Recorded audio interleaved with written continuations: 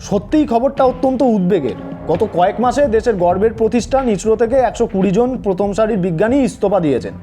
এই খবরের সাথে সাথে আরও একটা খবর সামনে আসে, দেশে এই প্রথম এক বেসরকারি মহাকাশ গবেষণা সংস্থা তাদের তৈরি রকেট মহাকাশে সফলভাবে উৎক্ষেপণ করতে সক্ষম হয়েছে।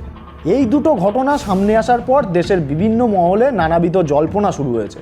কেউ কেউ প্রশ্ন তুলছেন, এই ঘটনা দুটো কি দেশের সরকারি মহাকাশ গবেষণা সংস্থা ইসরোর ভবিষ্যৎ নিয়ে কোনো অশনি সংকেত বহন করছে?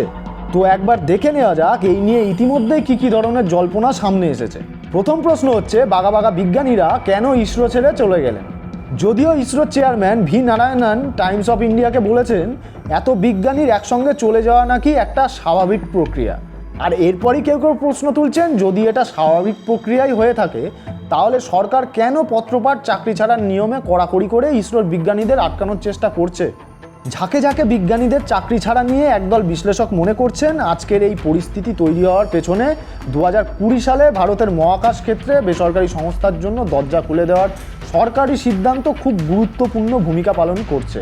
আর এই বেসরকারিকরণের পথ ধরেই আজ স্কাইরুট অ্যারোস্পেস, অগ্নিকুল কসমস, দিগন্তরার মতো বেশ কিছু বেসরকারি স্টার্টআপ মহাকাশ সংস্থার উত্থান ঘটেছে।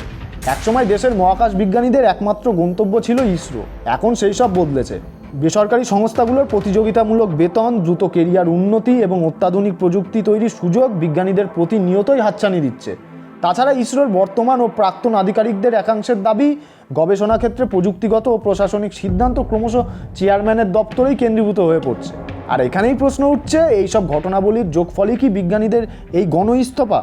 কেউ কেউ মনে করছেন, বেসরকারি মহাকাশ সংস্থাগুলো দ্রুত উত্থান এবং প্রথম বেসরকারিভাবে তৈরি উচ্চ গতিসম্পন্ন বিক্রম-1 রকেটের সফল উৎক্ষেপণের ঘটনা ভারতের বেসরকারি টেলিকমিউনিকেশন সংস্থাগুলোর উত্থানের স্মৃতিকে উস্কে দিচ্ছে।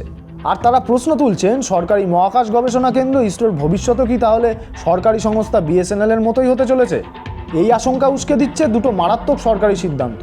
প্রথমত, গত 25শে জুন ফিনান্সিয়াল বা স্টক মার্কেটের খবরাখবর প্রদানকারী প্ল্যাটফর্ম রেডবক্স গ্লোবাল হ্যান্ডেল থেকে পোস্ট করা একটি টুইটে বলা হচ্ছে, ভারত স্টারলিংক, ইউটেলস্যাট, ওয়ানওয়েব এবং অ্যামাজন লিওর মতো বিশ্ববিখ্যাত স্যাটেলাইট ইন্টারনেট অপারেটরদের জন্য প্রস্তাবিত 20% দেশীয় সামগ্রী ব্যবহারের বাধ্যবাধকতা তুলে দিয়েছে ভারত সরকার, যার অধিকাংশ যোগান আসতো ইসরো থেকে। তাহলে এটা কি দেশের মহাকাশ গবেষণা সংস্থার পেটে লাথি মারা নয়? দ্বিতীয় তথ্যটি এসেছে বিজনেস স্ট্যান্ডার্ডে প্রকাশিত রিপোর্ট থেকে। এখানে স্পষ্ট বলা হয়েছে, ভারত সরকার নাকি তাদের সবচেয়ে নির্ভরযোগ্য এবং সফল রকেট পিএসএলভির প্রযুক্তি বেসরকারি হাতে তুলে দেওয়ার পরিকল্পনা করছে। আর শুধুমাত্র ভারতীয় মালিকানা ও নিয়ন্ত্রণাধীন কোম্পানিগুলোই এই সুযোগ পাবে।